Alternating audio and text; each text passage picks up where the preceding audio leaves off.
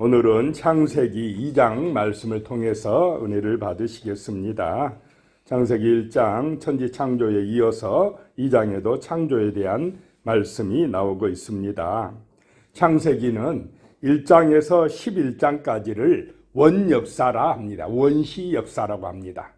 그래서 알 수 없는 태초부터 이제 아브라함까지 이어지는 그 바벨탑 사건까지 이어지는 그런 원시 역사를 기록하고 있는데, 여기에는 창조와 타락과 홍수, 바벨탑 사건 네 가지의 큰 사건을 중심으로 기록되고 있습니다.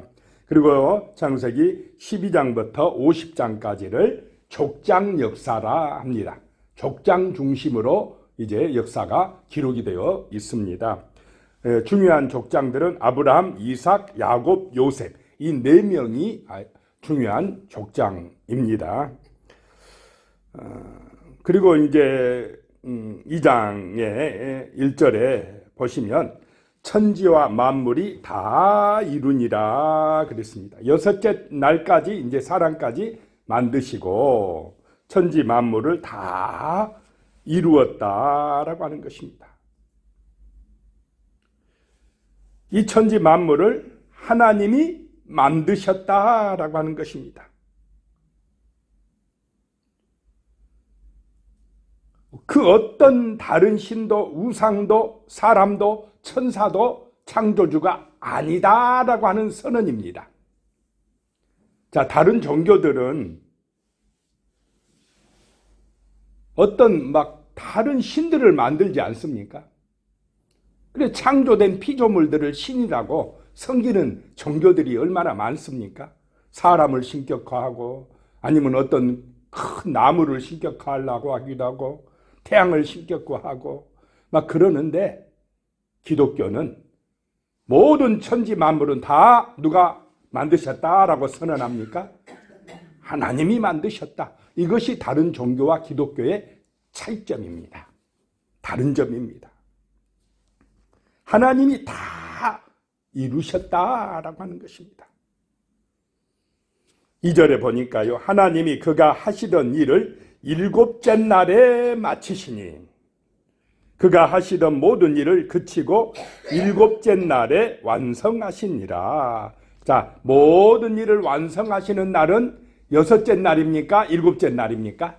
일곱째 날에 완성하셨다. 그래서 모든 창조의 완성은 쉼이다라고 하는, 안식하는 날이다라고 하는 것입니다. 그래서 사람들이 죽어라고 일만 하고 열심히 일하는 것이 완성이 아니고, 안식하며 하나님을 찬송하는 그것이 우리 인간의 완성이다, 참된 구원이다, 평안이다 라고 하는 것입니다. 완성은 하나님 앞에 나와 쉼으로 완성된다라고 하는 것입니다.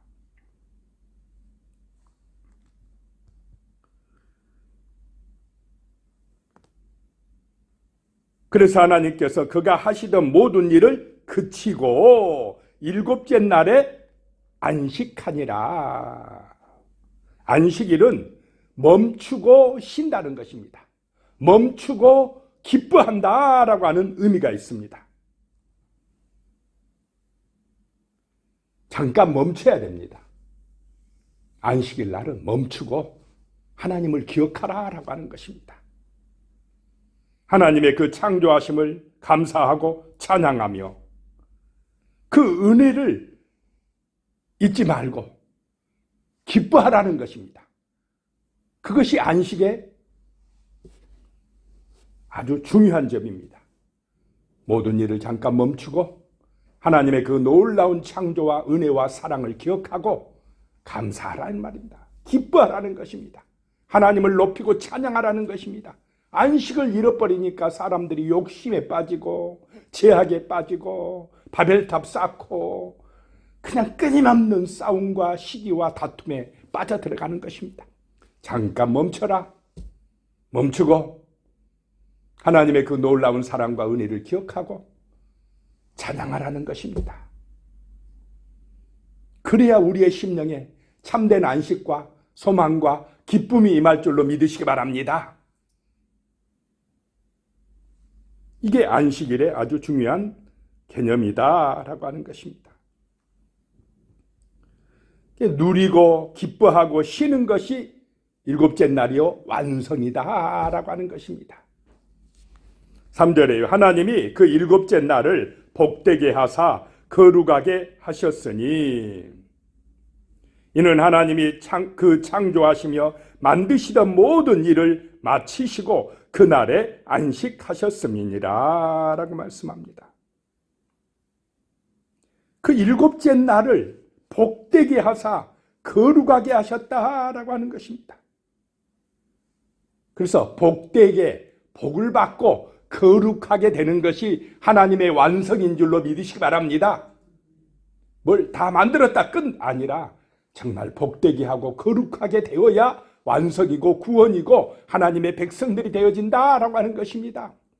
안식일 날 쉬지 않고 오직 자기만을 위해서 막 뭔가를 하려고 하는 것 힘이 없는 것입니다. 멈춤이 없는 것입니다. 기쁨이 없는 것입니다. 안식일의 의미가 무엇인지 모르고 살아가는 사람들입니다.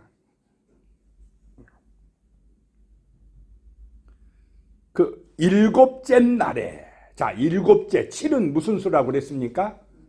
완전수다라고 하는 것입니다. 이 일곱째가 3번이나 여기서 반복되고 있습니다. 하나님이 완전히 지으셨다는 것입니다. 그래서 하나님이 만드신 이 날이 복되고 거룩한 날이다. 하나님이 만드신 모든 날, 첫째 날, 둘째 날, 셋째 날, 그냥 우리 24시간으로만 생각하지 말고 하나님의 한 날은 첫째, 둘째, 셋째 했고 일곱째까지는 어떻게 했다 이 말입니까? 완전하게 창조하셨다라고 하는 의미인 줄로 믿으시기 바랍니다. 완전하게 만드셨다. 그 기간이 언제인지 단순히 우리가 이제 인간의 표현으로 모세가 기록을 했기 때문에 첫째 날, 둘째 날 하지만은 첫째, 둘째, 셋째, 일곱째 완전하게 하나님이 천지 만물을 다 만드셨다라고 하는 것입니다.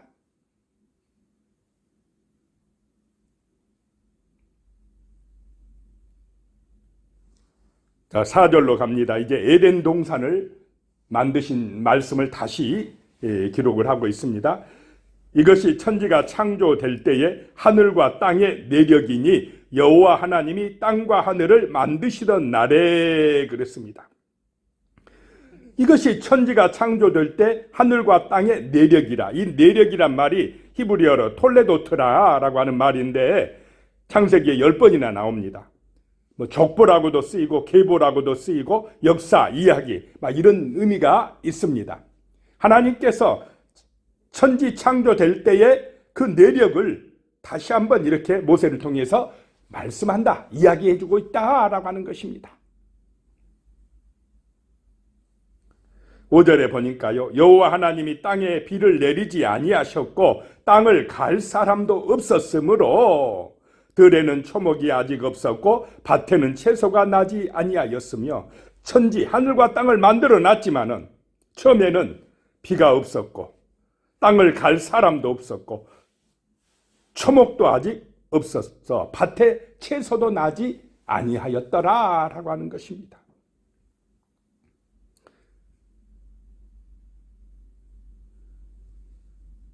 여기서 여호와 하나님이라는 표현이 나오는데요.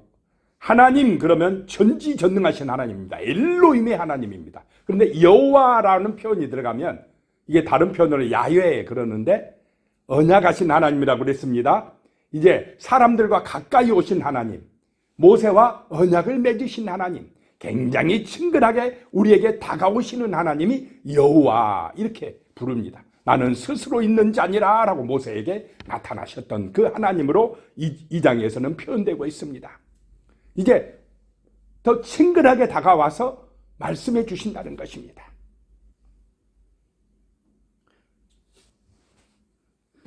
(6절에) 보면요, 안개만 땅에서 올라와 온 지면을 적셨더라. 처음에 그 땅에는 안개만 올라와요. 아무것도 없는 공허한 흑암 같은 상태, 정말 인간이 살 수 없는 그런 깜깜한 가운데의 상태였다, 혼돈의 상태였다라고 하는 것입니다. 창세기 1장의 말씀을 다시 반복하고 있지 않습니까? 그런데 그때에 7절에 여호와 하나님이 땅의 흙으로 사람을 지으시고 생기를 그 코에 불어넣으시니 사람이 생명이 되니라. 여호와 하나님이 땅의 흙으로, 땅은 아담아라고 하는 뜻으로 아담의 어원입니다. 원래 아담은 너 땅에서 나왔어, 너, 이런 의미가 있는 것입니다. 땅의 흙으로는 먼지, 티끌을 말합니다. 우리 인간은 뭘로 만들었다라고 하는 것입니까? 땅의 티끌로 만들어진 존재야 라고 하는 것입니다. 그러니 우리 육신 자랑해봤자 교만한 마음 품을 필요가 있습니까? 없습니까? 없다라고 하는 것입니다. 결국 티끌로 돌아갈 존재야, 이거 잊지 마라 라고 하는 것입니다. 그 티끌로 사람을 지으시고 생기를, 숨을, 바람을, 생기를 니시마라는 뜻인데 코에 불어넣으시니 사람이 생명이 되니라. 여기서 생명은 네페시라고 하는 뜻으로 좀 누아의 영적 존재하고는 조금 다릅니다. 네페시, 산 존재, 살아있는 존재, 생명체가 되었느니라 라고 하는 것입니다. 8절에요. 여호와 하나님이 동방의 에덴 동산을 창설하시고 그 지으신 사람을 거기 두시니라. 다 만드셨지만 특별히 에덴 동산을 좀 더 인간에게 좋은 환경으로 하나님이 만드시고 창설하시고 사람을 거기서 살게 하시니라. 그러면 인간의 최초의 주소는 어디입니까? 에덴이다. 에덴 동산이다 라고 하는 것입니다. 이 에덴이란 말의 뜻은 기쁨, 즐거움, 희락입니다. 하나님께서 에덴에 둬서 우리 인간이 기쁘고 즐겁고 정말 행복하게 살게 하셨다라고 하는 것입니다. 그 에덴의 축복을 다시 회복해야 될 줄로 믿습니다. 9절에 여호와 하나님이 그 땅에서 보기에 아름답고 먹기에 좋은 나무가 나게 하시니 동산 가운데에는 생명나무와 선악을 알게 하는 나무도 있더라. 그 에덴 동산의 중심에 생명나무도 있고 선악을 알게 하는 나무도 있더라 라고 하는 것입니다. 그리고 그 에덴 동산에는 강이 흐른다 라고 하는 것입니다. 풍요롭게 하는, 생명을 주는 그런 강물이 흐르더라 라고 하는 것입니다. 10절에 강이 에덴에서 흘러나와 동산을 적시고 거기서부터 갈라져 내 근원이 되었으니 하나님이 만드신 생명의 강이 흐르고 있더라 라고 하는 것입니다. 11절에 첫째의 이름은 비손이라 금이 있는 하일라 온 땅을 둘렀으며 12절에 그 땅에 금은 순금이요 그곳에는 베델리엄과 호마노도 있으며 13절에 둘째 강의 이름은 기혼이라 구수 온 땅을 둘렀고 14절에요 셋째 강의 이름은 hit데겔이라 아수르 동쪽으로 흘렀으며 넷째 강은 유브라데더라. 그 생명의 강물들이 에덴 동산을 적시고 가니까 얼마나 풍요로운 땅이 되었겠습니까? 부족함이 없는 땅이 되었다는 것입니다.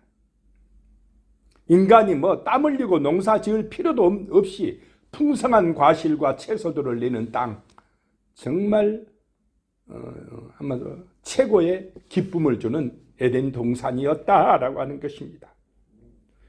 15절에 여호와 하나님이 그 사람을 이끌어 에덴 동산에 두어 그것을 경작하며 지키게 하시고, 자, 인간의 일이 무엇으로 주어졌습니까?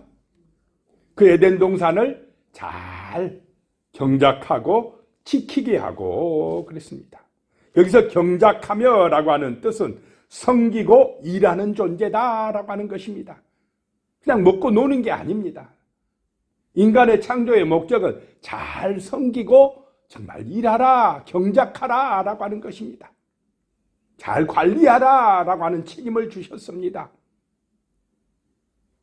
자, 천국에 가면 그냥 먹고 막 허랑방탕 노는 그런 게 곳이 아니라는 것입니다. 일이 있다는 것입니다. 지키게 하시고 라고 하는 것은 잘 관리하게 하시고 그 에덴을 잘 돌보고 아름다운 땅으로 갖고 가라 라고 하신 그런 사명을 주셨다라고 하는 것입니다. 하나님이 만드셨지만 관리는 누구에게 맡기셨습니까? 사람에게 맡기셨다라고 하는 것입니다.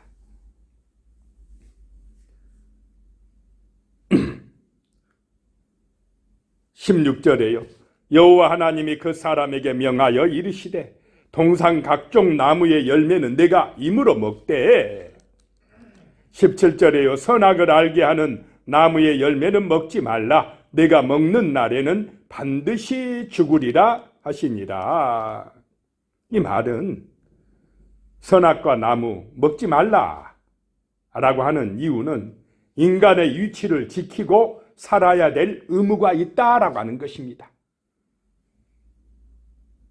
비록 하나님의 형상을 따라 창조됐고 에덴 동산을 다 차지하고 관리하고 있지만은 인간이 신이 되면 된다는 말입니까? 아닙니까? 아니다. 너가 신 되려고 하지 마라 이 말이요. 창조주를 기억해야 된다. 하나님의 보호하심이 있어야 안전하다는 걸 잊지 말라는 의미에서 선악과 나무를 주신 줄로 믿으시기 바랍니다. 하나님 되려고 하지 마라 이 말입니다. 오늘 이 시대의 문제가 무엇입니까? 인간들이 누구 되려고 합니까? 자기가 하나님 되려고 합니다. 자기가 주인 되려고 합니다. 그것이 세상의 죄악의 문제입니다. 이 말씀을 잊어버렸기 때문에 마귀의 유혹에 넘어간 것입니다. 세상이 이렇게 타락되고 있는 것입니다. 자기 이치를 잃어버려요. 하나님이 내게 맡겨주셨는데 나는 유인받았을 뿐인데 청지기일 뿐인데 자꾸 청지기가 자기가 주인 되겠다고 자기가 하나님 되겠다고 하는 것이 선악과를 범하는 것입니다. 선과 악을 판단하는 주체, 심판의 주체는 하나님이신 줄로 믿으시기 바랍니다. 우리 인간의 심판은요 완벽하지 못합니다. 다 좀씩 뭔가 좀 잘못되어 있어요. 똑같이 판단해도 누가 판단하느냐에 따라 뭐 한국 사람이 판단하는 거하고 일본 사람이 판단하는 거 같습니까? 다릅니까? 선의 기준이 달라버려요.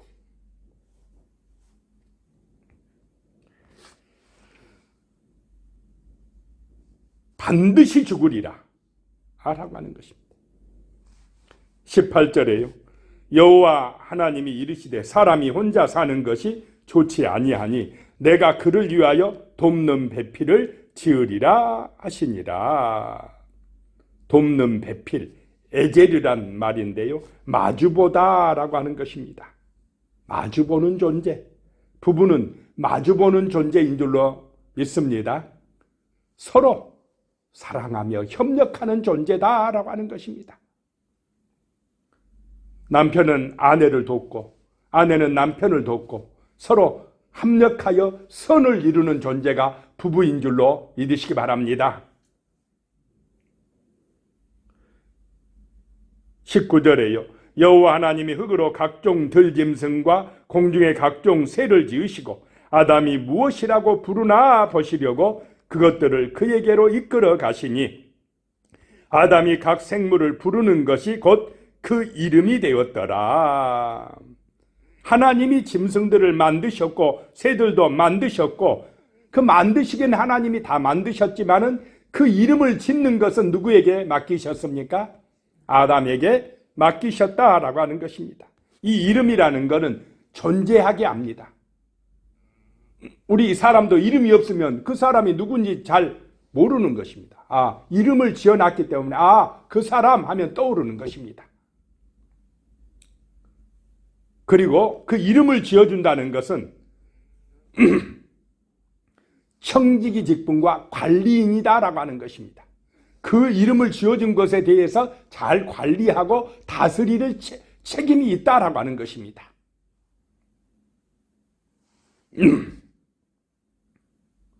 20절에 아담이 모든 가축과 공중의 새와 들의 모든 짐승에게 이름을 주니라. 아담이 돕는 배필이 없으므로 21절에요. 여호와 하나님이 아담을 깊이 잠들게 하시니 잠들매 그가 그 갈빗대 하나를 취하고 살로 대신 채우시고, 이 갈빗대란 의미가 생명이란 그런 뜻이 있다고 합니다. 그 아담의 갈빗대에서 생명을 취해서 살로 채워서 하와를 만들었다라고 하는 것입니다.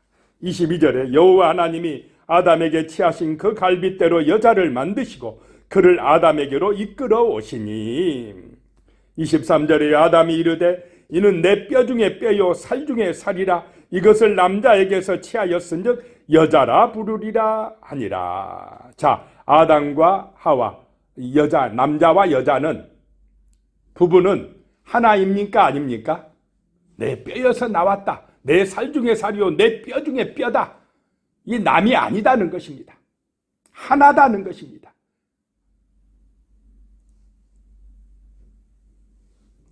그래서 24절에 이러므로 남자가 부모를 떠나 그의 아내와 합하여 둘이 한 몸을 이룰지로다. 자, 남자가 부모를 떠나라 라고 하는 의미는 무슨 의미겠습니까?